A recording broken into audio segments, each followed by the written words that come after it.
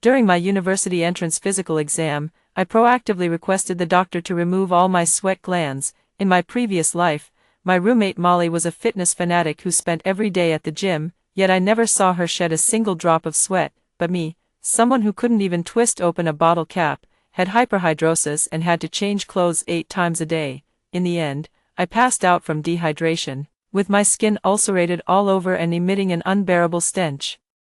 Seeing my rotting skin, my parents covered their noses and locked me in the basement. "You monster, don't come out and embarrass us." My boyfriend sent a breakup letter. "You smell like a dead fish. It's disgusting." The school expelled me, citing that I ruined the school's image. I realized it had something to do with Molly and confronted her. "You never sweat, so why do I leak like a broken sieve?" In the midst of the argument, she pushed me into a pool filled with disinfectant, and I drowned alive in excruciating pain. When I opened my eyes again, I had returned to the day of my enrollment physical. The doctor at the medical center was surnamed Lee, in his 50s, with graying hair and wearing reading glasses. He adjusted his glasses, looked at my medical form, and furrowed his brows into a deep frown. "Miss Judy, are you sure you want to remove all your sweat glands? This isn't a minor surgery. The recovery period is long, and there's a risk of compensatory sweating.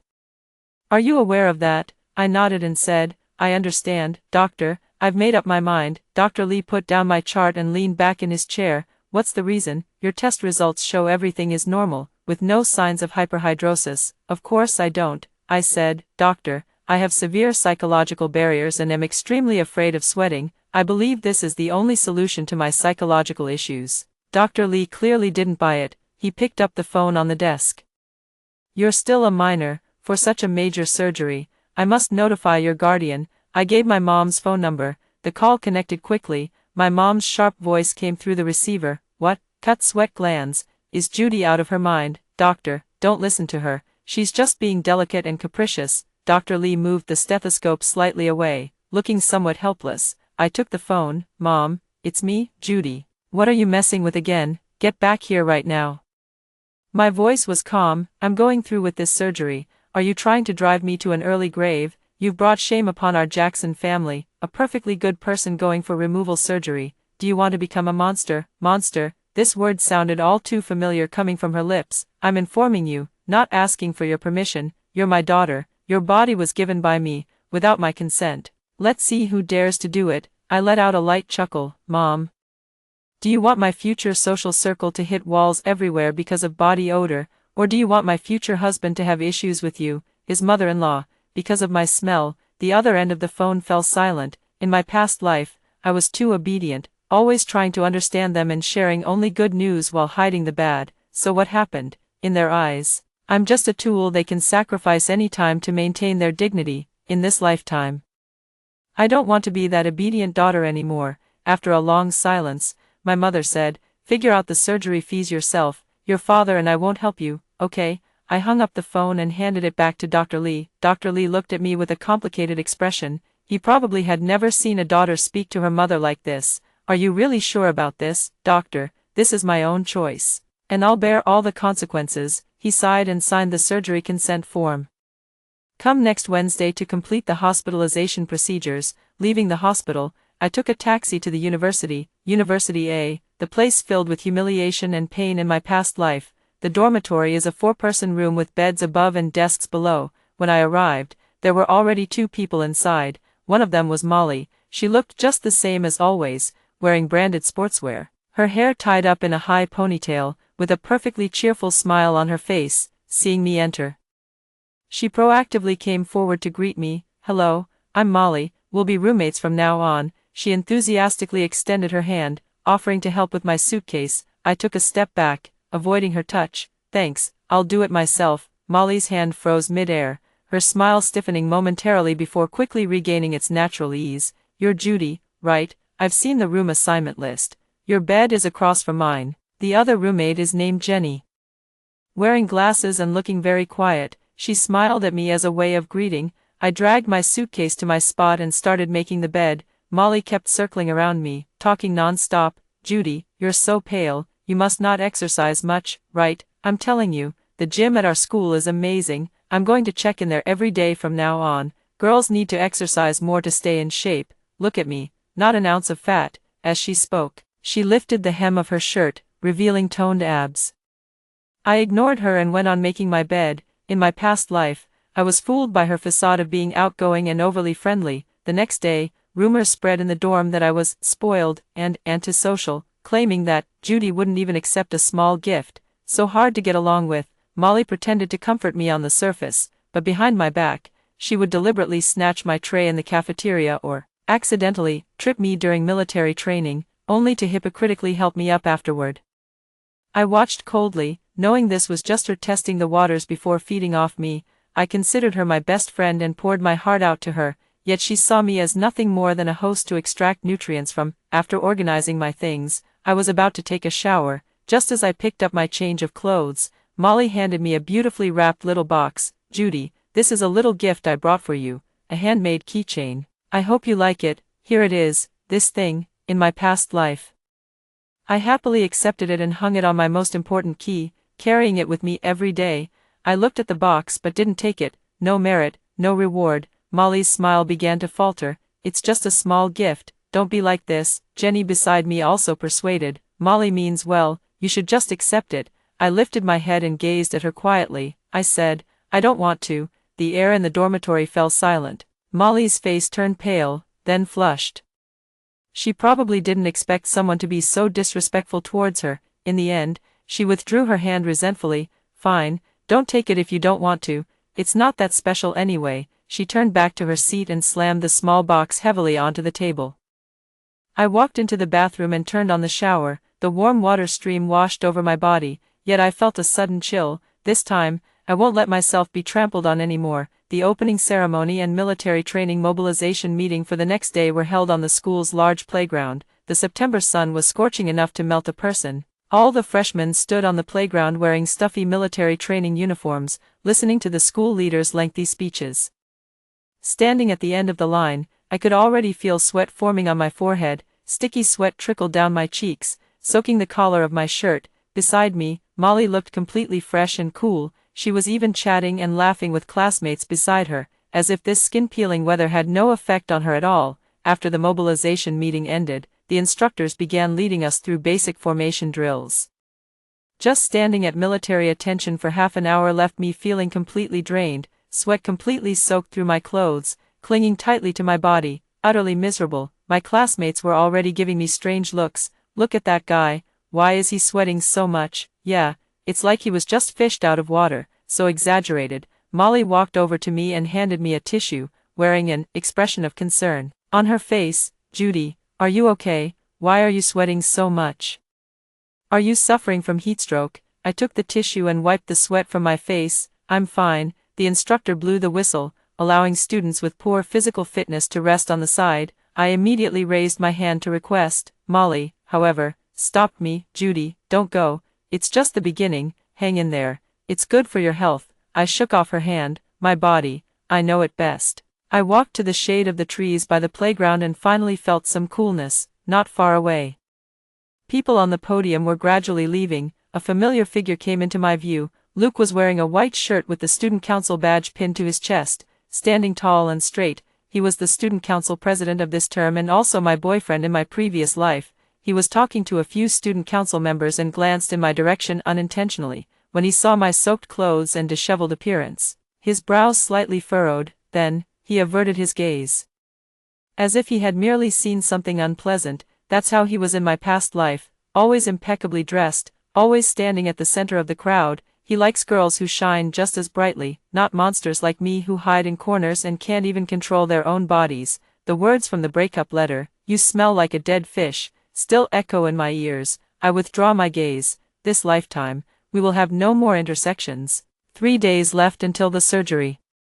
I took leave from military training citing physical discomfort, preparing to go to the hospital for preoperative checkups. As soon as I got up in the morning, Molly came over to me. "Judy, are you going to the hospital? Let me go with you. I'm worried about you going alone." That hypocritical expression again. This was exactly how she fooled me around in my past life. "No need, I'm just going for a checkup." Oh come on, an extra person means extra help. Besides, I'm free today anyway, might as well go out for a stroll. She changed her clothes without hesitation, clearly intending to go with me.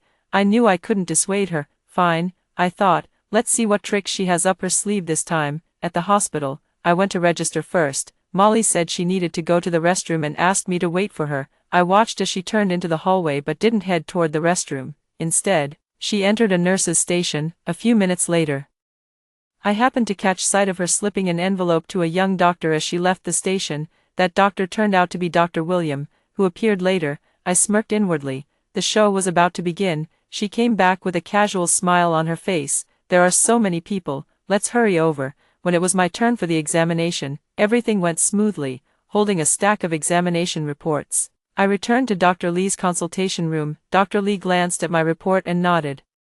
All indicators are normal, we can schedule the surgery. He was about to write something in my medical record when the door to the examination room suddenly swung open. A young doctor in a white coat walked in. He is very young, appearing to be no more than 30 years old, yet his expression is extremely arrogant. Director Lee, you should go to the meeting. Leave this patient to me. Dr. Lee was momentarily stunned. William, why are you here? I didn't hear about any meeting today. The doctor surnamed William smiled. It's a last-minute notice. The hospital administration just issued the document. You'd better hurry, don't be late. Dr. Lee gave him a suspicious look but still stood up. All right then, I'll leave this patient to you. The surgery is scheduled for Wednesday morning, he instructed me, saying, classmate Judy, this is Dr. William, my student, an excellent one. You can ask him if you have any questions. I nodded, after Dr. Lee left. Dr. Williams sat down and picked up my medical records. He flipped through a few pages hastily, then tossed the records onto the table. You want to remove your sweat glands? His tone carried a hint of disdain. You're still so young, what's all this fuss about? I didn't speak. He picked up my medical reports, examining them one by one. When he reached the last page, the skin examination report, his movements froze. He pulled out that report and held it up in front of me. Take a look yourself. Your skin is completely unsuitable for this type of surgery. I stared at the report. The data showed that my skin had some rare inflammatory response, posing a significant risk of infection if the surgery proceeded. This couldn't be right. I know my own body best. This report is wrong. Dr. Williams sneered. Are you the doctor or am I? It's written in black and white on the report. Are you still trying to argue? Molly, standing behind me, spoke up at just the right moment. She placed her hands on my shoulders, her voice dripping with concern. Judy, look, even the doctor said so. Maybe we should just forget about this surgery. Your health comes first. That might be God's way of reminding you. Don't force things. Looking at her face full of hypocrisy, I understood instantly. She was behind this, from the nurse's station, to this suddenly appearing Dr. William, and then this fabricated report. She had planned everything long ago. She didn't want me to undergo this surgery, because only if I remained that leaky sieve, could she continue being that glamorous athletic girl. I pushed away Molly's supporting hand. I want to see Dr. Lee. Dr. William crossed his arms and leaned back in his chair. Director Lee is in a meeting and doesn't have time to see you. Then I'll wait until his meeting is over. Why can't you understand what I'm saying? I've already told you, your physical condition isn't suitable for surgery. Even if Director Lee were here, the outcome would be the same. His attitude was unreasonable and arrogant. I want to see my original test data, along with the signature of the doctor who performed the tests. Dr. Williams' expression changed. Who do you think you are? Hospital records aren't something you can just look at whenever you want. If you keep causing trouble, I'll call security. At that very moment, my phone rang. It was my mom calling. As soon as I answered, her roaring voice came through the receiver. Judy, are you out of your mind? The hospital called and said you were causing trouble there. I'm telling you, if you don't come back soon, I'll disown you as my daughter. I gripped my phone tightly. Molly sure had some clever tricks up her sleeve. Not only had she bribed the doctor and falsified the report, but she'd also played the victim card by informing my mother first. She had it all figured out. My mom would only scold me without listening to reason. Then, just like in my past life, I would be left isolated and helpless. Molly walked over to me and gently patted my back. Judy, don't be stubborn. Auntie means well. Let's go back first, okay? See.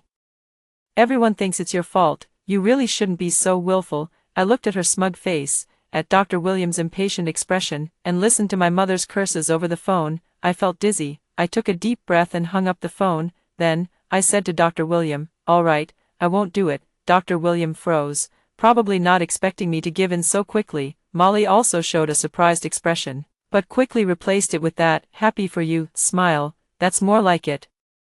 Judy, health is the most important thing. I ignored her and turned to walk out. Molly quickly caught up and affectionately linked her arm with mine. "Let's go back, I'll treat you to bubble tea." As we passed a corner in the hospital lobby displaying promotional boards, my foot, accidentally, twisted, my whole body lurched toward Molly's direction. She staggered from the impact, and we both fell to the ground together. "Judy, what are you doing?" she cried out in pain. While she was still stunned, I swiftly reached for her wrist. There was a nearly transparent bracelet strung together with fishing line. In my past life, I never noticed this thing until the day I died. In this life, I've been paying attention to it from the very first moment I saw her. I gave a hard tug, and the bracelet snapped. A few grain-sized objects, resembling crystals or stones, scattered into my palm. I quickly clenched them in my palm. "Are you okay?" I panicked and scrambled up from the ground to help her. Molly's face turned deathly pale as she instinctively reached for her wrist, only to find the bracelet missing. She immediately panicked. "My bracelet, where's my bracelet?" She was sprawled on the ground, frantically searching. People around turned to look, pointing fingers at us. I pretended to help and said beside her, "Did it fall when you tripped just now? There are too many people here, someone might have kicked it away." Molly's eyes turned red as she grabbed my arm, her voice trembling. "Did you do it on purpose?" I looked completely innocent. "Molly, how could you say that? I was the one who knocked you over, and I apologize, but you can't blame me for losing the bracelet." She glared at me with venom in her eyes, but with everyone watching, she couldn't lash out. A security guard came over and asked what had happened. Molly could only grit her teeth and pick herself up from the ground. "It's nothing." She shot me a fierce glare before turning and running out of the hospital. I watched her retreating figure and opened my palm. Those few cold little beads lay quietly in the lines of my palm. "Molly, your good days are over." Back in the dorm, Molly said nothing as she rummaged through drawers and cabinets searching for something. The other two roommates were startled by her commotion and didn't dare make a sound. I returned to my seat, took out my book, and pretended to read. Molly searched for a long time but found nothing. She walked up to me and demanded, "Did you take it?" I raised my head. "Take what?" "My bracelet." "Why would I take your bracelet? Are you trying to blame me every time you lose something?" Jenny whispered in my defense. "Molly, Judy has been with us the whole time. She didn't take your things." Molly was so angry she couldn't speak and could only return to her bed, covering her head with the blanket. That night, I slept exceptionally soundly. No more of that sticky cold sweat appeared on my body. The next morning, the whistle sounded for military training assembly. Molly unexpectedly overslept. When she got out of bed, she looked terrible. We ran to the playground, and the training began. Within less than 10 minutes of standing, I saw sweat starting to bead on Molly's forehead. At first, it was just a thin layer. Gradually, the beads of sweat grew larger, streaming down her cheeks. Her military training uniform was soon soaked through in large patches. She herself noticed something was wrong, constantly wiping the sweat from her face with her hands. The instructor noticed her unusual behavior. "That female student, what's wrong with you? Are you feeling unwell?" Molly shook her head, her face pale. I'm fine." As soon as she finished speaking, sweat gushed out from every pore of her body like floodwaters bursting through a dam. Her entire body resembled a leaking sieve. Exactly like me in my past life. The classmates around were stunned. "Oh my God, why is she sweating so much? That's so exaggerated. Could she have some kind of illness?" Molly stood still, feeling those strange gazes, and her body began to tremble. I put the beads I had pulled from Molly's hand into a sealed bag and tucked them into my pocket. After the military training ended, I took leave from school. Following the address from memory, I found an old street in the southern part of the city. At the end of the street, there was an unmarked traditional Chinese medicine shop. The shop was tiny, dimly lit, and filled with a heavy, complex aroma of medicinal herbs. An old man with completely white hair was dozing behind the counter. I called out to him, "Grandpa James." He was a close friend of my late grandfather and also an eccentric man with extensive knowledge of various unconventional methods. Grandpa James opened his eyes and saw me, looking somewhat surprised. "Oh, it's Judy. What brings you here?" I placed the sealed bag on the counter. "Grandpa James, I'd like you to take a look at this for me." Grandpa James put on his reading glasses, carefully opened the bag, and poured those few beads onto a sheet of white paper. He picked up one, held it up to the light for a long while, then brought it to his nose and sniffed. His expression gradually grew serious. "Where did you get this?" "A classmate's." Grandpa James placed the bead back on the paper and let out a long sigh. "Girl, you're in trouble. This thing is called night sweat insect." Although I had anticipated it, Hearing this name firsthand still sent a chill down my spine. Night sweat insect, yes, a particularly sinister southern border insect technique.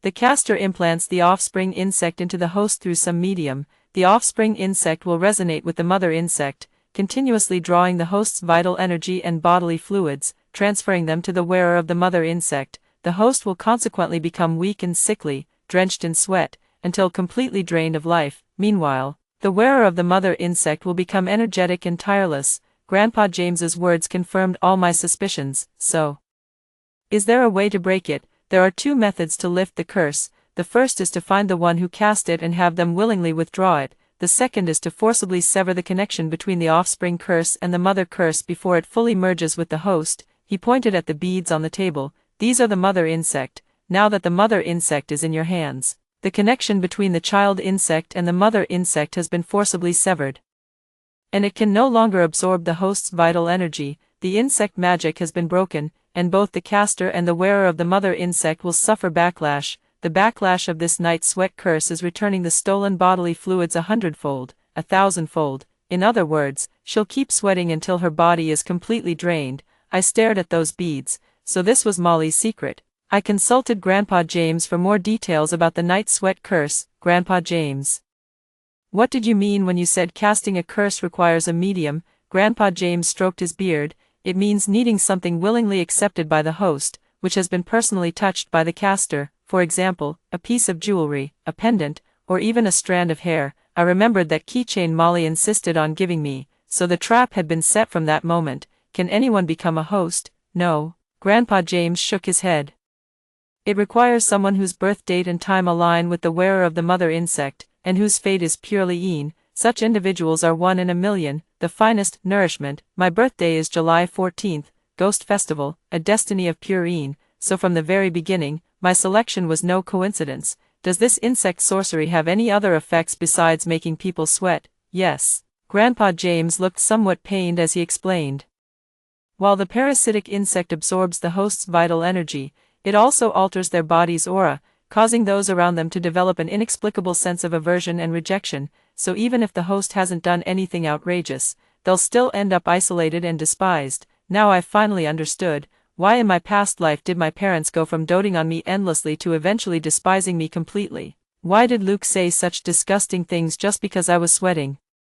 It wasn't entirely because of my body odor, it was more because of that damned insect poison. It stole not only my health but also my popularity, the love of my family, and everything I had. It turned me into a monster that everyone despised. As I walked out of the pharmacy, there wasn't a trace of hesitation left in my heart. Molly, and the person behind her casting curses, I won't let a single one escape. Back at the dorm, a sour stench hit me in the face. Jenny and the other roommates stayed far away, fanning themselves with books. Molly lay on the bed, the sheets soaked through. She looked as if she had just been pulled out of water, her hair soaked and clinging to her face, her body emitting a foul odor. Seeing me return, she struggled to sit up from the bed. Judy, was it you? Was it your doing? I walked to her bedside and looked down at her. What are you talking about? I don't understand. My bracelet. Give it back. Didn't you lose your bracelet? What? Found a new excuse to scam me. Molly looked at me, her face filled with fear. She probably figured it out. Her bracelet was lost because I did it on purpose. She wanted to lunge at me, but her body was too weak, leaving her struggling futilely on the bed. It was you. It had to be you. I smiled. So what if I am? Molly, how does it feel to be treated like a monster, to be rejected by everyone? Her pupils contracted sharply. You, how could you know? I know it, of course. I leaned down and whispered softly in her ear. Because everything you're going through now is the suffering I once endured. Now, it's your turn. Molly was completely panicked. She began trying every possible way to save herself. First, she secretly called me, pleading in a desperate tone, saying she was willing to pay me money if I just returned the bracelet. I hung up immediately and blocked her. After I rejected her, Molly became even more insane. She once tried to fake being pushed by me in front of the counselor, crying about how I bullied her. Unfortunately, I had already anticipated her tricks and installed surveillance cameras in the dorm hallway beforehand. The cameras clearly captured her deliberately falling and then secretly shoving me. The counselor watched the video, his face turning ashen. Molly's lies were exposed, only further tarnishing her reputation. Then, she began acting strangely in the dormitory. In the dead of night, she would suddenly sit up in bed, talking to thin air or letting out eerie laughter. She wanted to scare away the other two roommates so she could target me, but Jenny and the others just silently put on earplugs, pretending not to hear anything. Molly's odor grew stronger, and they couldn't wait to stay far away from her, avoiding any interaction. Realizing that acting crazy didn't work, Molly turned violent. She tried to pry open my cabinet while I was away. She thought I had hidden the mother insect in the cabinet. Unfortunately for her, she didn't know those beads had long been sent to a place she would never find. The entire process of her picking the lock was clearly captured by the miniature camera I placed in the vent above the cabinet. The military training ended quickly. Due to health reasons, Molly hardly participated. She lost a significant amount of weight, with sunken eye sockets, and her skin began to develop rashes and sores from prolonged exposure to sweat. She became the celebrity of the entire school. Wherever she went, people would point fingers at her behind her back. "Look, it's her, that sweaty girl. They say she changes clothes more than 10 times a day, and her dorm room smells so bad no one can go in. Does she have some kind of strange disease? That's terrifying." These words were exactly the same as what I heard in my past life, only this time, the subject of the gossip had shifted to her. Molly, her once most proud and perfect image, was now shattered beyond recognition. The friends who once surrounded her now avoid her when they see her. She finally tasted the bitterness of being abandoned by all. Molly completely broke down. That afternoon, right after my class ended, she cornered me at the foot of the teaching building. She looked like a madwoman.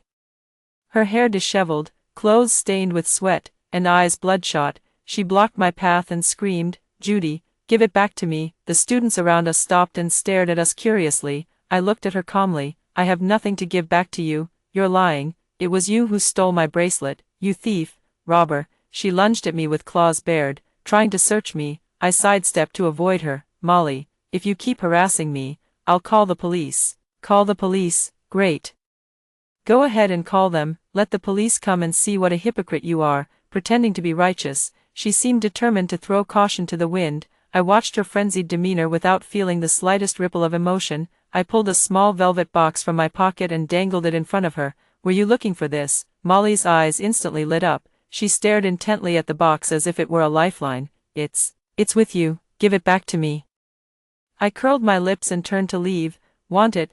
Then come and get it." I walked briskly in one direction. Molly followed without hesitation. I led her through most of the campus to a certain place, the school indoor swimming pool. In my past life, it was right here that she pushed me into the chlorine-filled pool, drowning me to death. The swimming pool was empty, with only the water shimmering an eerie blue under the lights. I walked to the edge of the pool and stopped. Molly caught up to me, panting heavily, and grabbed my arm. "Give it to me." I opened the velvet box, but what lay inside wasn't those mother insect beads. Instead, it was just an ordinary glass marble, but in Molly's eyes, that was her fate. "You want it." I looked at her, then let go. The velvet box fell into the swimming pool and sank. "No." Molly let out a desperate scream. Without thinking, she turned and leaped into the water. The icy pool water swallowed her whole. She forgot that she couldn't swim at all now. Molly struggled frantically in the water, choking on several mouthfuls. The chlorine smell in the pool water irritated her mouth, nose, and skin. She groped blindly underwater, trying to find that box. I stood on the shore, watching her coldly. I watched her flailing in the water, watched her face turn purple from lack of oxygen. The chlorine burned her skin, just like the excruciating pain I had endured back then. After a long while, I leisurely picked up the nearby rescue pole and reached out to her. "Catch." Molly clung to the lifebuoy as if it were her last straw. Holding it tightly, I pulled her ashore. She lay on the ground, coughing violently and spitting out several mouthfuls of water. She was soaked all over, looking as wretched as a drowned dog. She raised her head and glared at me with venomous eyes. "You lied to me." I crouched down and threw something in front of her. It was that empty velvet box. "What did I lie to you about? I only said that what you wanted was here. You were the one who chose to jump." Molly looked at the empty box, then at me, and finally understood. "I've been playing her for a fool from start to finish. Judy, you venomous witch," she roared, struggling to get up and hit me, but I didn't give her another chance. I stood up, looking down at her from above. "Molly, do you remember this place? In our past life, it was right here that you pushed me down. You watched me struggle in the water, watched my skin corrode by disinfectant, watched me die in agony. Back then, the expression on your face was much happier than it is now. Molly's pupils dilated with fear. Who are you? Who I am doesn't matter. What matters is that starting today, you'll repay me what you owe, principal plus interest. This is just the beginning. Everything you possess, I'll make it slip away like your sweat, drop by drop. I took out my phone and played a recording. It captured the sound of her prying open my cabinet, along with her whispering in my ear, "You're no match for me." I also revealed how she forged medical reports and bribed Dr. William, telling the whole story exactly as it happened. Of course, I omitted the part about witchcraft, only saying she maliciously framed me to maintain her athletic prodigy persona. I'll submit all this evidence to the school tomorrow. Molly, your college life is over. With that, I stopped looking at her and turned to leave the swimming pool. Behind me, her piercing cries echoed. The next day, I handed over all the evidence to the counselor. This included the video of Molly breaking into my locker, recordings of her threats, and evidence of her private dealings with Dr. William, which I had uncovered with the help of James's grandfather's friend, a private investigator. The school attached great importance to the matter and immediately formed an investigation team. The counselor spoke with me and then interviewed Jenny and the others to understand the situation. Molly was called into the office. It said that she initially tried every means to deny it, but faced with the video and audio evidence, she was left speechless. Dr. William has also been suspended by the hospital pending investigation. The incident exploded on the campus forum. Shocking scandal. Molly, the beauty queen of the foreign language department, bullied her roommate and faked medical records to maintain her image. In the post, someone anonymously released some of the evidence I provided. Molly's carefully crafted persona as a vibrant, athletic overachiever collapsed overnight. She became a universally despised schemer and bully. I always thought she was fake, posting gym selfies every day but crumbling on the first day of military training. How utterly vicious. To prevent a roommate from having surgery, they actually bribed the doctor. Such people should be fired. My ex-boyfriend, Luke, also saw the post. He sent me several WeChat messages. "Judy, I'm sorry, I didn't know she did those things to you. I was rude to you before because I thought you really didn't care about personal hygiene. Can we still be friends?" Reading those messages, I could only laugh bitterly. A casual, "I don't know, and you think you can wash your hands of it?" If it were me who was ruined today, he probably wouldn't even send me a single punctuation mark. I blocked him right away. People who follow different paths cannot work together. Within a few days, the school announced its disciplinary decision. Molly was expelled for misconduct, bullying classmates, and malicious framing. Dr. William was dismissed from the hospital and had his medical license revoked. Molly's parents rushed over from out of town. They went to the school and made a scene, accusing us of wronging their daughter. They claimed Molly was just an innocent child who had been corrupted by her scheming roommate, me. The counselor invited them into the office and played the recordings and videos right in front of them. Molly's mother's wailing came to an abrupt stop. Her father's face turned beet red. They probably never expected their daughter to behave like this behind their backs. They wanted to settle this privately with me, but I refused. In the end, they had no choice but to sheepishly take Molly and complete the withdrawal procedures. The last time I saw Molly was the day she moved out of the dorm. In just half a month, she seemed to have aged 10 years. Her hair was dry and yellowed, her skin sagging, her face covered with scars left by sweat soaking. The sour stench on her body could be smelled from several meters away. She saw me. Her face no longer filled with resentment, only numbness and fear. Her mother supported her, shot me a resentful glance, and then hurried away. I heard that after Molly returned home, her condition worsened. She kept sweating, her body growing weaker day by day, until she was finally admitted to the ICU. The doctor couldn't find any cause for her illness. Her parents spent their entire fortune, yet failed to cure her mysterious disease. The backlash of the night sweat curse is unsolvable. She will exhaust her entire life in endless pain and torment. This is the retribution she deserves. After Molly's matter was settled, my life finally returned to peace. I went back to the hospital for another checkup and scheduled surgery to remove my sweat glands. Although the threat of the night sweat curse is gone, I still want to make a clean break, say goodbye forever to that sweaty, foul-smelling version of myself. The surgery was a success. After the recovery period, I could finally run in the sunlight like a normal person, without worrying about breaking into a sweat. In the dormitory, Jenny became my best friend. We attended classes together, went to the library together, and planned our futures together. Without Molly, the dorm atmosphere became harmonious and pleasant. One evening, I received a call from my dad. It had been a long time since we last spoke after my mom yelled at me over the phone, on the other end of the line. My dad's voice sounded somewhat weary. Juan, are you okay? That's good. Your counselor told me about what happened at school. It was mom and dad's fault for not believing you. I didn't say anything. Trust, once broken, is very difficult to mend. Your mother, we're going through a divorce right now. I'm not surprised. In my past life, they got divorced right after I was expelled from school. A family that blames all problems on each other has long been riddled with holes. Juan. Dad is sorry. It's all in the past, I whispered softly, after hearing the first story above. What are your thoughts? Feel free to share your opinions in the comments section. Next, there is another similar story. Let's continue to see. My officer husband Charles, in order to defend his comrade's pregnant widow Luna, slapped me hard in front of everyone. I awakened memories of my past life. I realized that my husband Charles and Luna were conspiring to swap the child in my womb. Knowing what would happen next, I quietly went to the hospital and aborted my 3-month-old fetus, continuing to feign pregnancy. Charles and Luna had no idea that the child in my womb was already gone. They continued, just as in the previous life, waiting for me to give birth so they could frame and slander me. 6 months later, Charles and Luna, who barged into my delivery room with a child as black as coal intending to swap with mine, were both dumbfounded. In the autumn of 1977. When I was 3 months pregnant, my husband Charles returned from a mission and brought home a woman who was also heavily pregnant. Charles briefly explained to me that the woman he brought back was named Luna. Luna was the widow of his comrade in arms. Like me, she was already more than 3 months pregnant. He had promised his deceased comrade to take care of Luna and the child in her womb, knowing that Luna had lost her husband and was alone while heavily pregnant.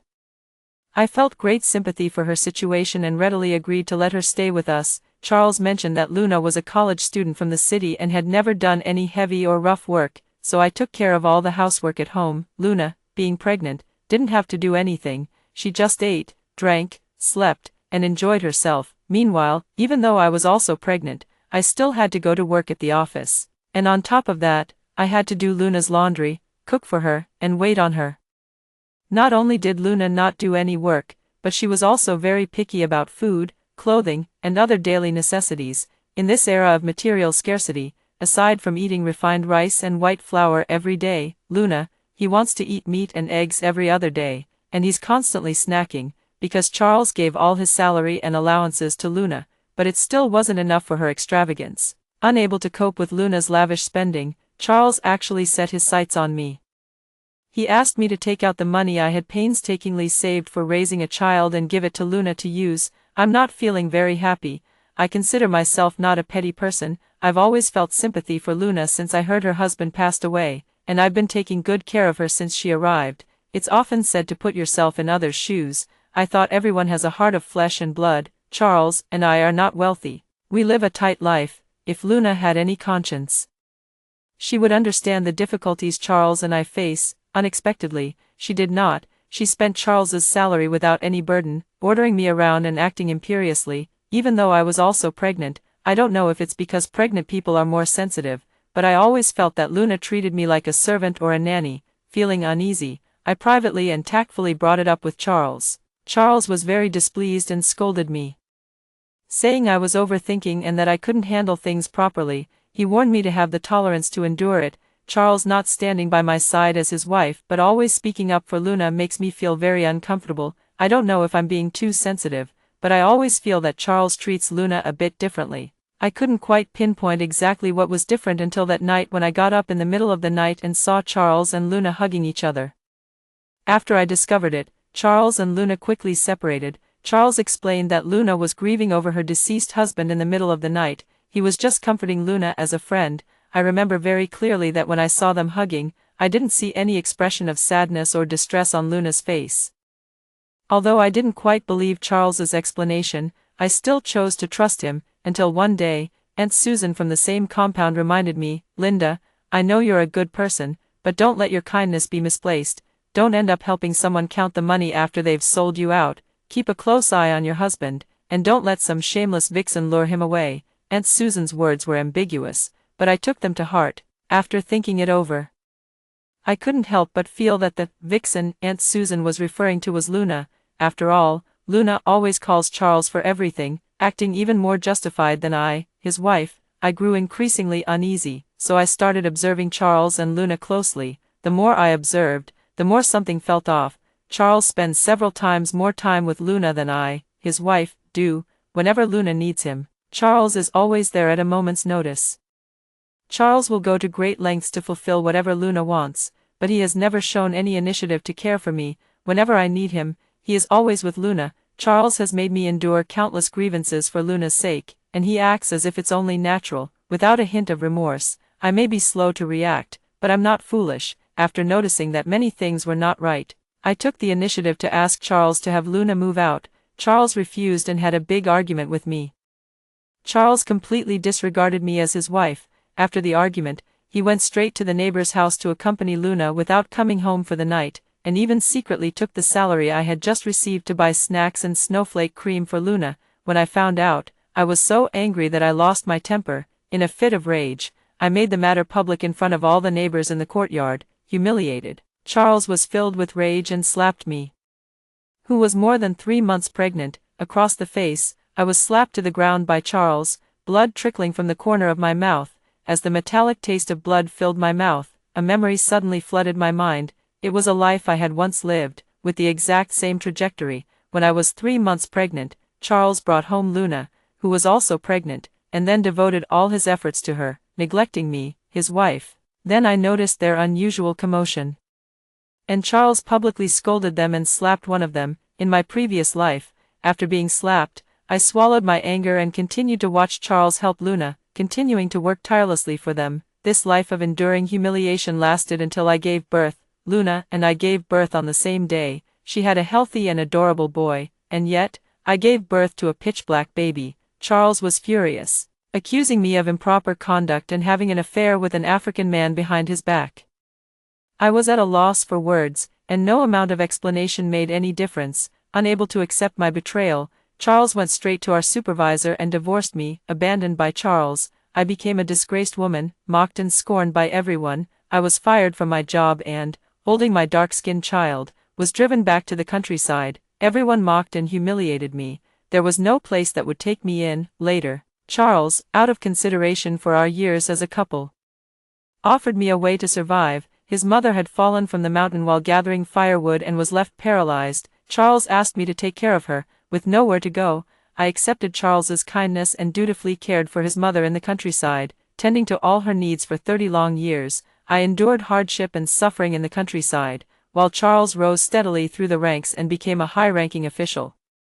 He married Luna and lived a prosperous life with her and her child. 30 years passed in the blink of an eye. After Charles's mother passed away, I too was left in the countryside, worn down by illness and suffering, barely clinging to life. At the moment of my death, Charles and Luna returned with the child, revealing the truth to me as I lay dying. Luna was Charles's beloved, and the dark-skinned child was born to her. To protect Luna from criticism, Charles schemed to swap my child with theirs. The truth came to light, and I died with deep resentment, while Charles, Luna, and my child lived happily together as a family of 3. The experiences of my past life flashed before my eyes like a revolving lantern. I fell to the ground, the taste of blood filling my mouth. Less than a meter away from me, Charles was looking at me with disgust in his eyes. Luna clutched her stomach, pitifully complaining of pain from the fetal distress. Yet her eyes held an unmistakable malicious smile. Charles abandoned me and took Luna to the hospital, while the onlookers scattered like birds and beasts. I wiped the blood from the corner of my mouth and stood up. Since heaven has given me a second chance at life, I will settle all scores and grudges. I won't keep the child. I want to see how Charles and Luna plan to scheme against me without this baby in my womb. I went to the hospital that very day to terminate the pregnancy. While I was lying on the operating table, Charles was busy attending to Luna, who was feigning a stomachache in a nearby ward. He doesn't know I've already gotten rid of the baby. He doesn't care what happens to me. His mind is completely focused on Luna. It was precisely Charles's neglect of me that allowed me to rest undisturbed for a few days after getting rid of the baby. Charles only returned with Luna on the 5th day after I had the abortion. Luna, delicate and pitiful, was supported by Charles as they entered my home. Seeing me lying in bed without any reaction, Charles stormed in angrily and started yelling at me. "Linda, what are you doing lying in bed? hurry up and prepare a bowl of sugar water with eggs for Luna to replenish her blood. I lay in bed without moving, just staring coldly at Charles. Seeing that I didn't move, Charles repeated his words with displeasure. Over there, Luna, clutching her stomach, spoke in a delicate, coquettish tone. Sister-in-law, are you angry? It's all my fault. My health is so poor. Brother Charles is worried about the baby in my belly, so he insisted I stay in the hospital a few more days. I told him to come back and keep you company, but he just wouldn't listen to me. Sister-in-law, please, please don't be angry with Brother Charles because of me. It might harm the baby in your belly. Don't say Luna's level is quite high. Every word sounds pitiful, but each word she says is provoking me. In my previous life, I was infuriated by her to the extreme, but in this life, I won't get angry anymore. I calmly extended my hand to Charles. If you want sweet egg soup, give me the money, I'll go buy eggs and brown sugar. Charles was taken aback, then grew furious. Are you deliberately asking me for money? You know perfectly well I've spent all my money on Luna's medical bills. You have no money.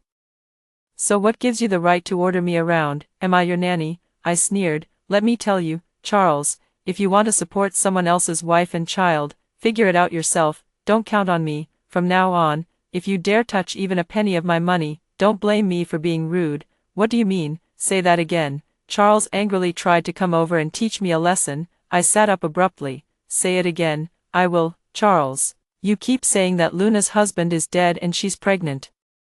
So she needs you to take care of her. I can't help but wonder, if Luna's husband is dead, does that mean all her relatives are dead too? Does she really need to turn to you, a comrade in arms she barely knows? My words made Charles and Luna look uncomfortable. They had a guilty conscience and couldn't respond to me openly. Luna wiped her eyes, squeezing out a few tears. Sister-in-law, if you're unhappy with me and think I'm causing trouble, then I'll just leave. Seeing Luna turn to leave, Charles immediately chased after her. I leaned against the head of the bed, sneering repeatedly, feeling guilty. It's good to feel guilty. There will be more days ahead to keep them on edge. I've thought it through clearly during these days of rest after the surgery. Since Charles and Luna have been ruthlessly scheming against me from the very beginning, I won't let them off easily either. I won't reveal the slightest hint to Charles and Luna about the fact that the child is already gone.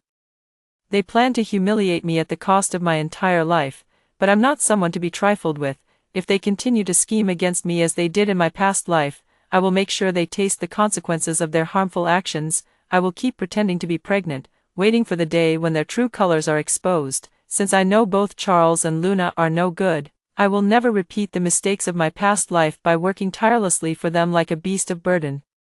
Charles can forget about touching a single cent of my salary and allowances. Not only that, but Luna must also pay back every penny she has spent or used of my money. I gathered all the cash in the house and hid it in a place only I know. I used food stamps to exchange for meat, eggs, and brown sugar to nourish myself every day, and I also used cloth coupons to get myself several sets of clothes and a few pairs of shoes. Securing my belongings to prevent these two despicable individuals from taking advantage is the first step. The second step is to figure out a way to uncover the truth about Luna's situation. Just now, I deliberately tested Charles and Luna, and these two despicable individuals were very guilty. I have a strong intuition that there is a big secret behind Luna, and I need to figure it out. Charles chased after Luna and didn't return until the evening. By the time he came back, I had already finished dinner. Charles entered the house and went straight to the kitchen, fully expecting to find food waiting for him. Instead, he found the stove cold and the pots empty. With a dark expression, he pushed open the bedroom door. Linda, what's wrong with you? There's a limit to throwing a tantrum. Are you refusing to cook just to challenge me? Let me tell you, you'd better not push me too far. What will you do if I push you too far? I leaned quietly against the headboard, watching the enraged Charles. Seeing my indifferent attitude, he became even angrier. If you push me too far, I'll divorce you. Just like in my previous life, Charles threatened me with divorce when he saw that I wasn't willing to be a servant for him and Luna. In my previous life, Linda was afraid that Charles would abandon me and feared the shame of being divorced. Having died once, Linda no longer had these worries. I sneered. Fine, let's get a divorce. Seeing that I didn't cry or make a scene and agreed to the divorce so readily, Charles was dumbfounded. Linda, do you know what you're saying? Do you have any idea what will happen if you divorce me? Charles doesn't believe I would be willing to divorce him. After all, I've always been obedient and submissive to him. In this day and age, divorce is a major offense. gossip alone could drown you. Of course I know what I'm saying, Charles. Divorce is no problem, but I have conditions. Hearing that I had conditions, Charles immediately breathed a sigh of relief. He thought I was playing hard to get and negotiating with him. I won't accept your conditions, Linda. Now you only have one option: obediently take care of Luna and her child as you did before, and I'll consider not divorcing you. Otherwise, I'll file the papers tomorrow. I looked at the self-righteous Charles and laughed. Charles, I will never help you take care of Luna again, don't get the wrong idea. Listen to me carefully. I have only one condition for the divorce. You must return all the money you took from me, the money that belongs to me. Charles never expected that my demand would be to return the money. He was so angry that he flew into a rage. I don't have the money. It's already been spent. I don't care about that. You must return my money, or I'll go to the authorities. Hearing that I wanted to see the leader, Charles was visibly taken aback. Why do you want to see the leader? I want to ask the leader why they've been ignoring a pregnant martyr's family member. I stared at Charles, enunciating each word clearly. Isn't Luna the widow of a martyr? Shouldn't martyrs' family members receive subsidies? If she's receiving subsidies, why would she need an outsider like you to take care of her? This is clearly the result of the leader's inaction. I'm going to ask on his behalf why no one is looking after her. A pregnant martyr's family member. As I finished speaking, an uneasy expression flashed across Charles's face. He has grown accustomed to my tolerance, convinced that he can scowl at me, order me around, and threaten me with divorce, and I will obediently comply. But he never expected that I would actually make a scene and threaten to go to the leadership. Charles clearly felt guilty and softened his tone, reaching out to hold my hand and coax me. Linda, what are you making such a fuss about? You're about to be a mother. This kind of behavior isn't good for the child. I admit I lost my temper just now, but it was only because you provoked me. I apologize, so please stop making a scene. Let's just live our lives peacefully. I pushed his hand away and took out a paper with the amount written on it. This is the money you took from me. I'm only giving you 3 days. After 3 days, I want to see all my money, or I'll go to the leadership and get to the bottom of this. I mean what I say. Seeing my resolute attitude with no room for compromise, Charles had no choice and stormed out, slamming the door behind him once again. I knew he was going to seek Luna for a solution. The sight of Charles fleeing in such a flustered manner made me frown deeply. I had only said it casually to threaten Charles, never expecting that he would actually compromise and admit his mistake. So, is there something more to Luna's claim of being a martyr's family member? This matter needs to be thoroughly investigated. These two shameless scoundrels didn't expect that I am someone who has already died once, without me, the hard-working and exploited fool. I'd like to see how they can live happily ever after. I want to see how Luna intends to live a good life as if it were her past life.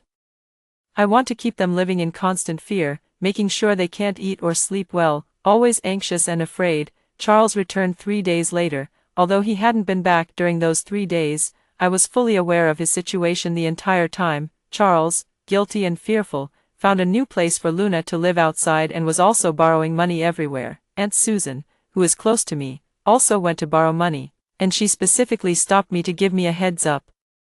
I thanked Aunt Susan and went to the hospital to ask the doctor about Luna's condition. I've always found it strange that Luna is carrying a black child in her belly. How dare she not get rid of it and even have the audacity to give birth to it just to scheme against me? Isn't she afraid that something might go wrong and she'll end up getting burned? When I got home from the hospital, Charles had also returned. Over the past few days, he had been borrowing money from everywhere and finally managed to gather the amount I asked for. Out of guilt, he handed me the money with a rare smile on his face. I've paid you back all the money. I've also found a new place for Luna and will try to interfere with her less from now on. Let's live our lives well together. I took the money, carefully counted it, and then put it away. Charles, I'm pregnant and not in good health, so I've resigned from my job to focus on resting. From now on, you must hand over all your salary and allowances to me. Charles's expression changed. Why would you quit your job when everything is fine? Didn't I tell you? My health isn't good. The doctor advised me to rest and avoid a miscarriage. Charles didn't want me to quit my job,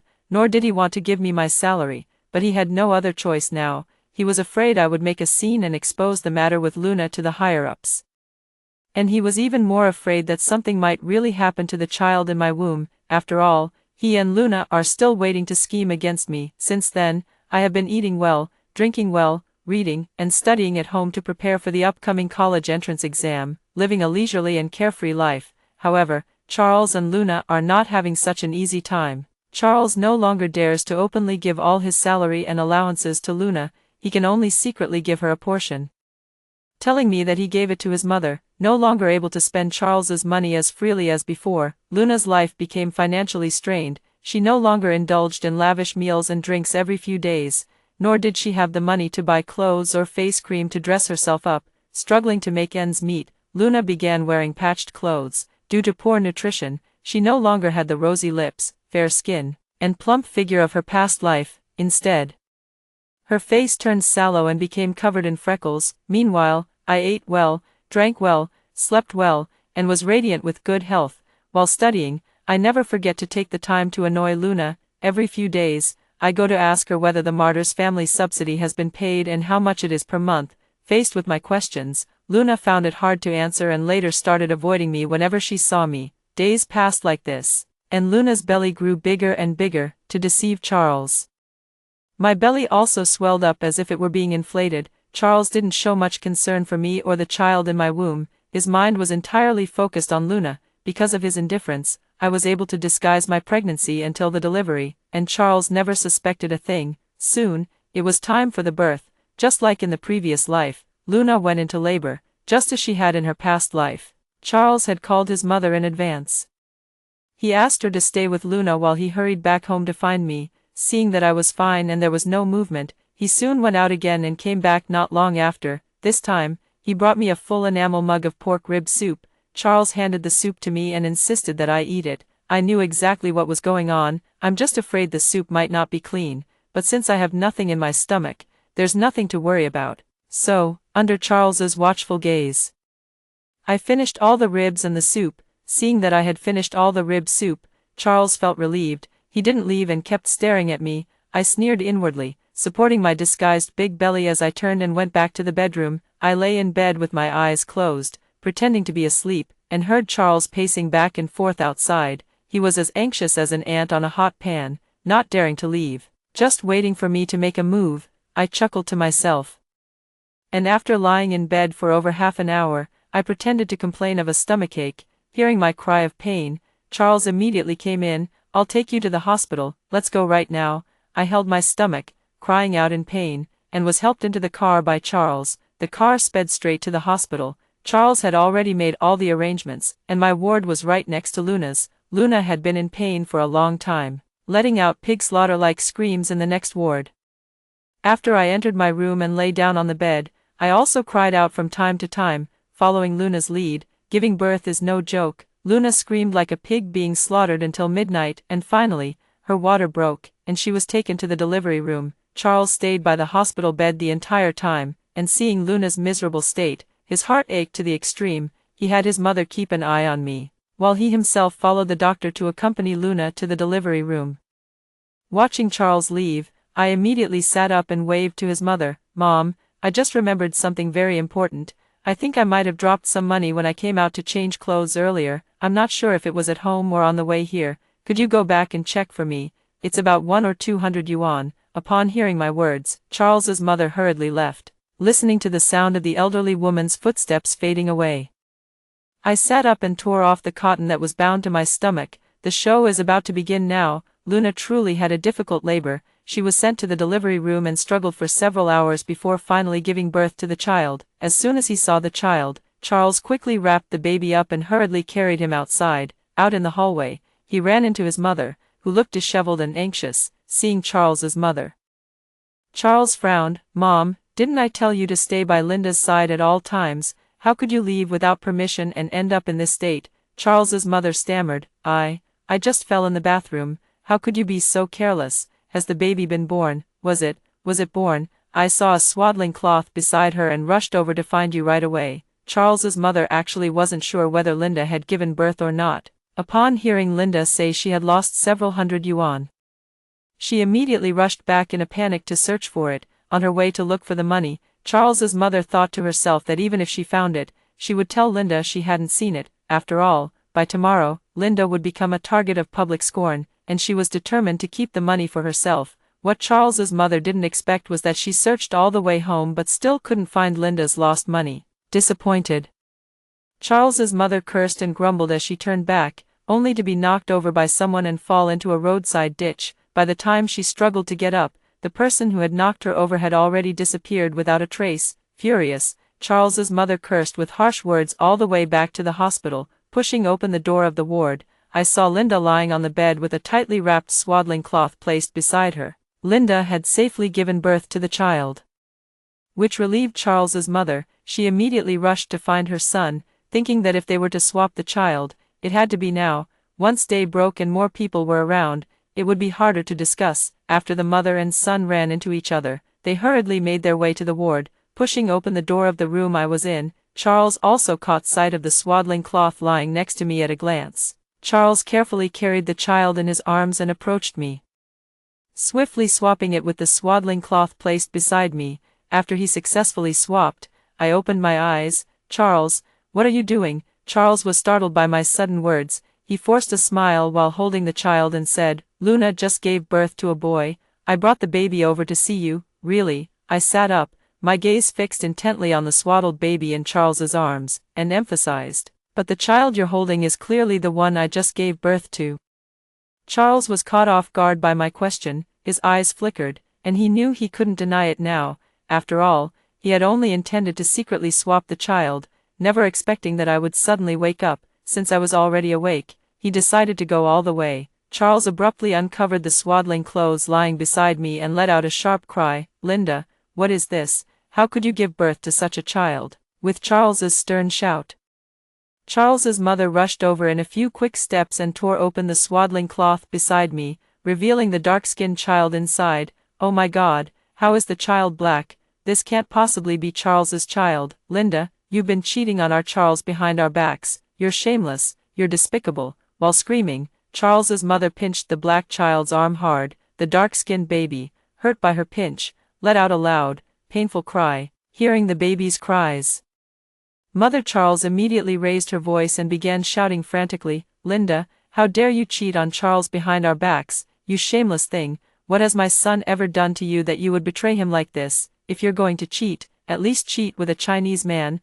Why on earth would you go for a black man, you insane creature? You've completely shamed our Charles family." Charles's mother was screaming and rolling on the ground in a tantrum, her voice loud and powerful, carrying far into the night. Her shouting quickly drew a crowd of onlookers. The room was packed to the brim, and everyone stared in amazement at the child lying beside me, who was crying loudly out of fear. They watched and whispered in astonishment, How did she give birth to a black baby?" "Yes, how could it be a black child? Was it from having an affair with a black person?" "Of course. She must have cheated on her husband and gotten pregnant by a foreigner. Disgraceful. How could there be such a shameless woman?" The onlookers who rushed to the scene upon hearing the news saw the black child beside me and, filled with righteous indignation, joined Charles's mother in accusing me. Amid the chaos, Luna also appeared. Seeing the people in the ward siding with Charles's mother and son to accuse me, a triumphant smile flickered across Luna's face. She swayed with every step as she went to help the hysterically crying Charles's mother on the ground, saying, "Auntie, calm down, don't let anger harm your health." While helping Mrs. Charles up, she said to me in a sarcastic tone, "Sister-in-law, I don't mean to criticize you, but how could you be so careless? Charles has been so good to you, yet you've been sneaking around with a black man behind his back. How can you face him?" Charles, holding the child in one arm, pointed at me with the other and continued, "Haven't I treated you well, Linda? How could you be so shameless?" "That's right.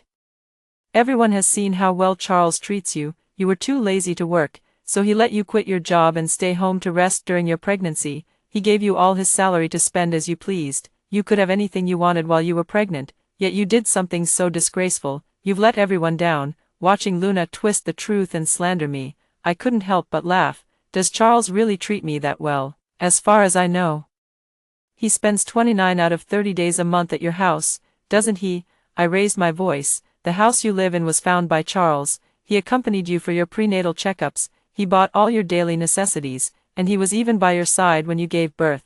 So, are you sure the Charles you're talking about has ever treated me better?" Hearing me publicly expose Charles and her scandal, the onlookers' gazes toward Luna and Charles shifted.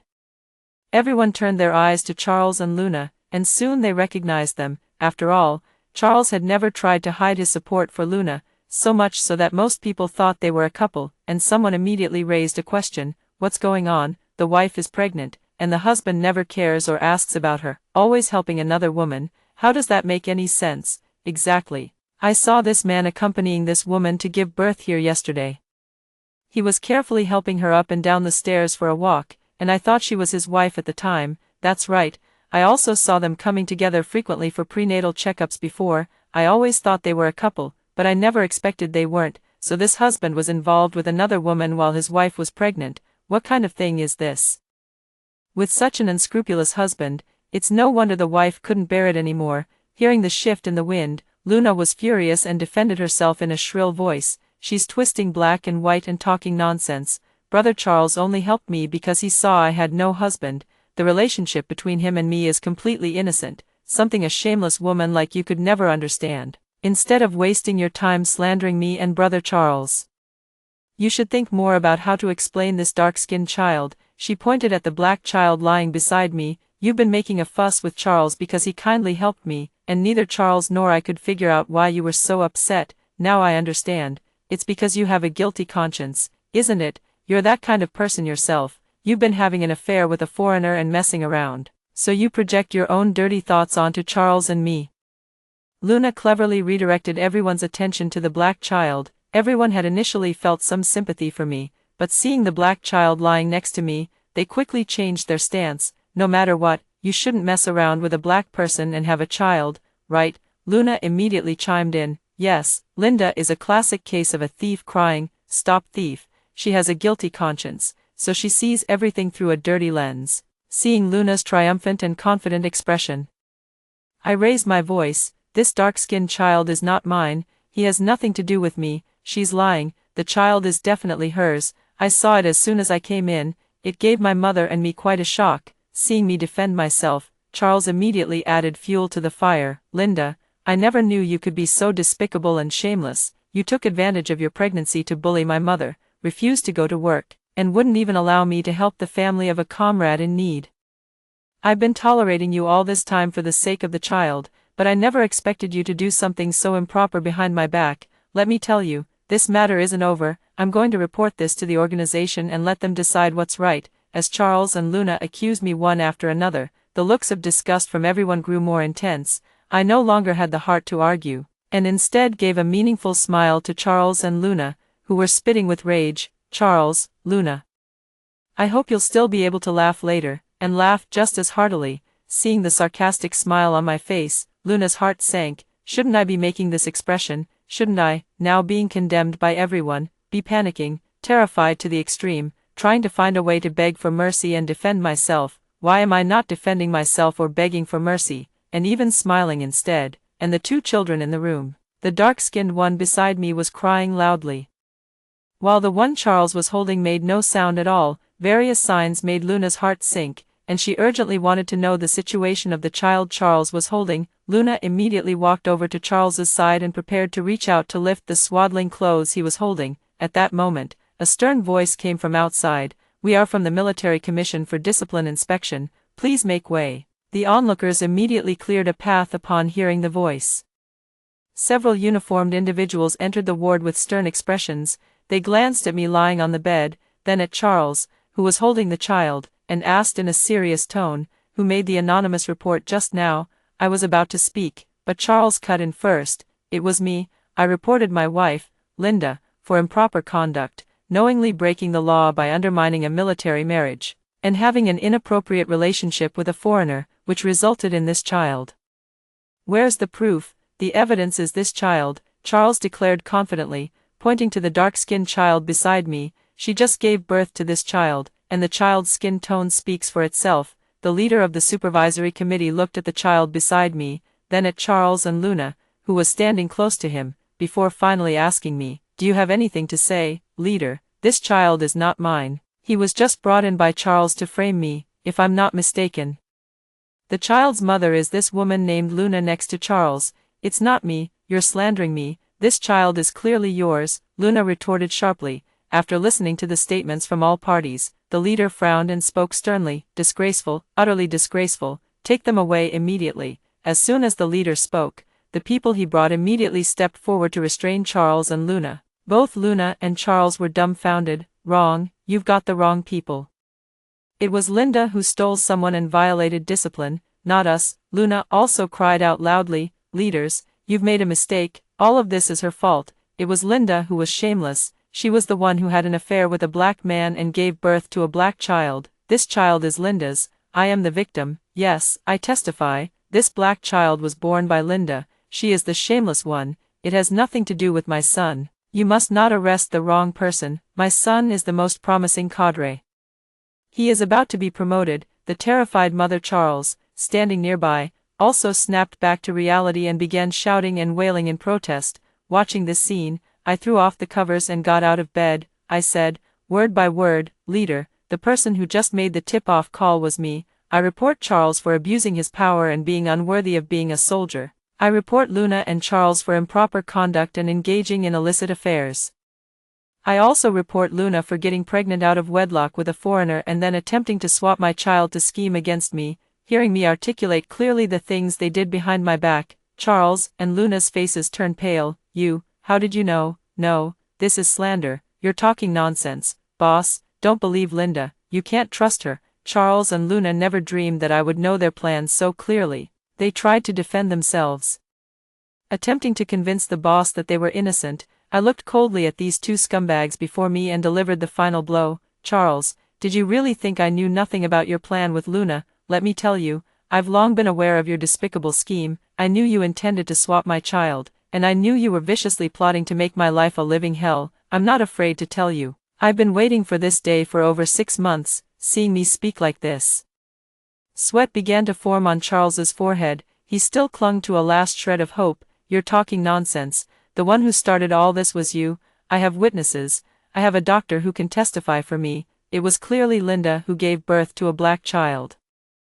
Charles was unwilling to give up and even attempted to have the doctor he bribed testify for him. He clamored about bringing the doctor as a witness, but I had no patience to continue arguing with him. Charles, there's no need to trouble yourself to find the doctor. I'll ask you one question right now. You keep saying I gave birth to a child of unknown origin, and you keep insisting that you and Luna are innocent. I want to ask you, where is the child Luna gave birth to now? In my custody, Charles replied confidently. Is that so? Then could you show everyone the true face of the child in your custody? Charles saw me staring at him so confidently, and his worry began to grow. Why hasn't the child he's holding made a sound until now? Could there be something wrong with the child? He thought to himself, suddenly realizing that the child he was holding seemed a bit different. Shouldn't a child be soft? The black child he was just holding, born to Luna, was clearly soft. Why is the child he's holding now so hard, like a brick? This thought made Charles's heart sink. Before he could react, I stepped forward and tore off the swaddling clothes of the child he was holding. I casually threw the child from Charles's hands onto the ground. With a loud bang, everyone looked toward the ground. Seeing the child lying on the ground, everyone gasped in shock. It turned out that what lay on the ground was not a child at all, but a brick wrapped in cloth, with a few words written on it. Charles and Luna, you two beasts deserve a miserable death. See the words on the brick clearly, and both Charles and Luna were dumbfounded. How could it be a brick? Where is the child? Where did the child go? I looked at Charles and replied lightly, the child has been gone for a long time. It's been gone for 6 months. What? How is that possible? Haven't you been pregnant all along? The child couldn't possibly be gone. How is it impossible? I sneered, stepping closer to Charles. Did you not feel even a trace of guilt when you hit me, your pregnant wife, for Luna? Charles, you were so sure I would give birth to your child without complaint, so sure I would endure humiliation for you. You and Luna plotted against me with such viciousness and shamelessness. Is there any law that says I must follow your malicious plan and give birth to this child? Charles stumbled backward a few steps under my pressure. I sneered. I had the pregnancy terminated at the hospital the day you slapped me. I have the medical records, and the doctor will testify for me. So, you and Luna's attempt to frame and slander me with this black child is completely baseless. Learning that the child in my womb had vanished 6 months ago, Charles turned deathly pale. Luna, hiding behind him, looked at me with eyes full of hatred. I could understand how she felt at that moment. After all, a plan that was almost certain to succeed had now fallen apart. Who wouldn't be filled with resentment? I stepped closer to Luna and asked her, word by word, aren't you a martyr's family member? Didn't your husband sacrifice his life for the country? I'd really like to know his name, what he did, and when he gave his life for the nation. Can you explain all of this clearly in front of the leaders?" Luna immediately hung her head upon hearing my words, falling silent like a defeated rooster. Over the past few months, I haven't been idle at all, investigating Luna's affairs by seeking out people from all around. Heaven rewards the diligent, and I finally uncovered Luna's secret. She was never a martyr's family member, she was Charles's white moonlight. Growing up with Charles, the two shared a deep bond. Unfortunately, Charles's family was too poor to afford a betrothal gift for Luna's family. In the end, Luna was forced by her parents to marry a carpenter. After Luna got married, Charles also joined the military, rising from a low-ranking soldier to an officer step by step. Then we met through an organization, and we got married. Not long after I married Charles, something happened on Luna's side. Her husband passed away in an accident, and Luna lost her support. She planned to return to her parents' home, but her parents were too cruel. They didn't want to take Luna in. Instead, they planned to sell her to a black man to be his wife. Luna resisted, but in the end, she was violated by the black man. Luna couldn't bear living with the black person, so she ran away and encountered Charles on a mission along the way. Reuniting after years apart, the two were overjoyed and had endless things to say to each other. Charles still had feelings for Luna and granted her every request. Upon learning that Charles had become an officer, Luna was filled with regret. She wanted to hold on to Charles, someone she could rely on. So Luna took the initiative to find a way to be with him. Such things become easier with practice, and later, Luna told Charles that she was pregnant. Charles had feelings for Luna and couldn't bear to let her go, so he fabricated a lie to bring her back and take care of her. Luna was originally a victim, but because of her impure intentions, she ended up becoming the perpetrator. She and Charles began plotting how to get rid of me. Luna was unsure if the child in her belly was Charles's. She confessed to Charles about her affair with the black man. Charles truly loved Luna. He promised to cover for Luna, and then they came up with the vicious plan of swapping the child. In their previous life, their scheme succeeded in ruining my reputation and leading to my miserable death. In this life, I went to see Luna's prenatal doctor in advance. The doctor didn't know that I had fallen out with Luna and Charles, and thinking I was concerned about Luna, told me all about her condition. It turned out that Luna had a problem with her uterus and couldn't terminate the pregnancy. Finally, I understood why Luna insisted on keeping the child even though she knew there was something wrong with the baby in her womb. She didn't dare to go against her own body, and she couldn't be sure that the child she was carrying was definitely the black guy's, so I took a chance. After all, Charles, who loved her, was willing to go to great lengths for her and scheme to cover for her. So Luna had plenty of confidence. The exposure of the matter was so thorough that both Charles and Luna lost the ability to defend themselves. The leaders of the Discipline Inspection Commission took Charles and Luna away. The matter has come to a temporary end. The crowd dispersed, and Charles's mother sat alone on the ground, weeping sorrowfully. This vicious and shameless old woman, who was so arrogant toward me before, now knows fear after the truth has been revealed. People are selfish. Earlier, she conspired with Charles and Luna to harm me, and now she actually tries to ask me to help her. Winter Orchid, this whole matter is all that little wretch Luna's fault. She's the one stirring up trouble. You absolutely must not blame Charles because of her.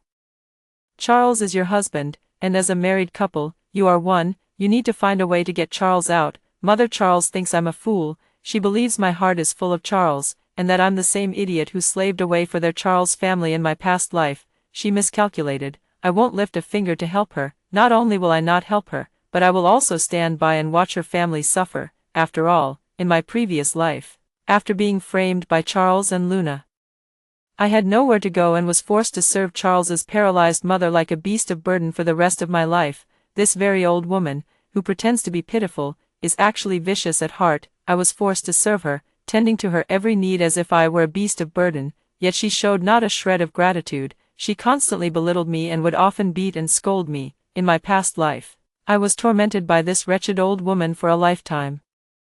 Thinking that this old bastard might have an accident and be paralyzed for life, unable to stand up again, I was overjoyed. Let their family enjoy their complete and utter happiness for the rest of their lives. The investigation into Charles's case progressed very quickly. Due to his misconduct and the conclusive evidence of his falsifications, he was discharged from the military and sent home. After being detained for several months, Luna was also released and followed Charles back home.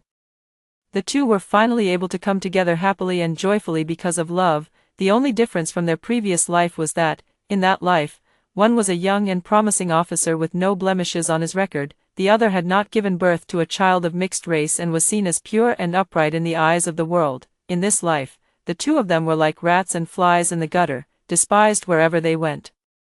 The two no longer had the affection from their past life and argued frequently, every couple of days. Charles was unwilling to raise a child that wasn't his, but he could no longer have children of his own. He had suffered an injury during a mission that damaged his body, and not being able to have his own child made Charles irritable. He couldn't even show a hint of kindness to Luna, who endured the mistreatment in silence. But her silence did nothing to help the situation.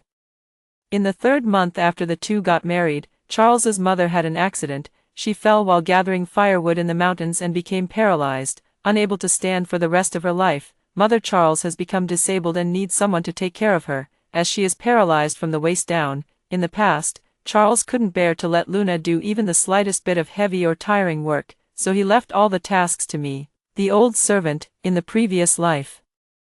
The first thing Charles thought of after his mother became paralyzed was to take advantage of me. No one can help him in this lifetime, and in this situation, he can't find anyone to take advantage of. Charles himself is unwilling to face his mother, who is unable to take care of herself and reeks of filth. Thus, the responsibility of caring for Charles's mother inevitably fell upon Luna. A long illness tests the loyalty of a child. And Luna is not someone who is willing to endure hardship or show filial piety. After only briefly taking care of Charles's mother for a few days, she threw in the towel and didn't want to do it anymore. How could Charles let her leave so easily? At this point, Charles no longer had any tenderness or affection for Luna, frequently resorting to physical violence. Luna was both angry and resentful. She didn't dare to do anything to Charles, so she turned her focus to the paralyzed Charles' mother. Luna felt that all her hardship and exhaustion were because of the paralyzed Charles' mother. Only if Charles' mother died could she be free. The idea lingered in Luna's mind. As soon as it emerged, she began to take action, but Luna dared not make it too obvious or deliberate. She persistently started putting rat poison into Charles's mother's meals, and after half a month of ingesting small doses, Charles's mother finally passed away. Charles's mother did not look well when she died. One of the most noticeable after effects of poisoning is bleeding from all 7 orifices. This is not the way a normal person dies. After seeing Charles's mother bleeding from all 7 orifices, Charles called for an autopsy. Luna was arrested again, this time for the crime of intentional homicide. What awaits her is the death penalty. Luna is in prison awaiting execution, but Charles is not at ease. Because he married Luna and must raise her and her black son. What is all this nonsense? Charles was unwilling, but couldn't shake it off. He wanted to kill the little black devil, but so many eyes were watching him. Charles didn't want to die, nor did he want to go to prison, so he had no choice but to wait day after day, year after year. I saw Charles again 20 years later, by which time I had become a renowned senior engineer. Charles, on the other hand, was a security guard at one of the factories under my supervision. While on duty at the gate, he saw me sitting in a black car, watching as I was respectfully escorted out of the vehicle and surrounded by people as I entered the company building. Charles's mouth was wide open, completely agape. On the day I left the factory, Charles desperately blocked the car, determined to speak with me. I got out of the car holding my subordinate, looking at Charles, who appeared like an old man. He was actually only in his 40s, yet his hair was completely white, and his back was hunched. Such a Charles reminded me of myself in my past life. Back then, I too had lost my vibrancy because of his schemes, and I resembled an elderly woman. How times have changed. I looked at Charles and laughed out loud. Charles rubbed his hands together. I'm sorry, Linda, I've wronged you. He knelt down with a thud in front of me. Linda, I was wrong, I was terribly wrong. All these years, I've been having a dream, dreaming about things I've never experienced. I interrupted Charles. Oh, really? Did you dream about becoming a high-ranking official, marrying Luna, and enjoying a life of success and prosperity, while I, deceived by your shameless schemes, toiled away in the countryside taking care of your paralyzed mother until her death? Charles was stunned. How did you know? Because I've lived that kind of life for a lifetime. I've already been shamelessly manipulated by you for an entire life. If I were to start over, how could I possibly give birth to your child and serve you like a beast of burden for another lifetime? There's no such logic in this world, is there? Charles trembled his lips. He wanted to say something, but nothing came out. He had originally intended to beg Linda for help. Charles knew that Linda had always been kind-hearted, both in his dreams and before their relationship soured. she had been gentle and compassionate. Charles was convinced that if he knelt and apologized, Linda would forgive him. Observing her demeanor, he guessed that she was no longer an ordinary person. Charles had thought that if Linda was willing to help, perhaps his life would improve. For instance, he might no longer be stuck working as a security guard. For example, his salary and benefits might also see some improvement. He was thinking too much and too wishfully. I got back into the car and left. As the car sped away, I coldly told the accompanying factory manager, "That security guard is someone I used to know. His character is utterly despicable and low. How can you trust someone like that to be a security guard? Aren't you afraid something might happen?" The leader agreed with my words. "I also think he doesn't seem like a good person. To prevent any negative publicity for our factory, I'll have him dismissed right away." Needless to say, Charles lost his job. He'd better pray he never runs into me again. I'm someone who holds a grudge and pays back every slight. I won't go easy on those who've hurt me, but I won't kill Charles. After all, that would make me legally responsible. Still, I'll do everything in my power to make his life miserable. Charles had better stay far away and avoid me at all costs, or I'll never let him off the hook. In this life, Charles will live like a rat in the gutter. And he must relive everything I experienced in my previous life. Only in this way can my rebirth be justified, and only then will it be a fitting punishment for such a despicable and shameless creature. After hearing the two stories above, what are your thoughts? Feel free to share your opinions in the comments section. Looking forward to hearing from you. If you liked this story, don't forget to like it, share it, and subscribe to my channel. See you next time.